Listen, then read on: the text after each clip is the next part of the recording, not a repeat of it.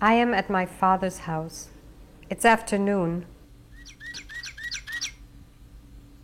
I am lying in bed.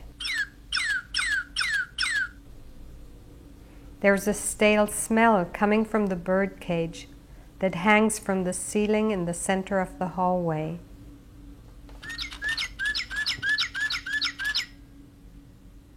I can't sleep, so I get up and walk to the kitchen, but find nothing to eat except some white bread and Swiss cheese.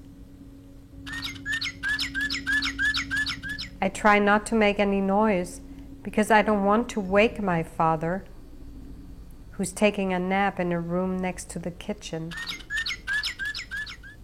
I know he has a girlfriend in there with him. He doesn't come out of the room for a long time, when it is already dark outside.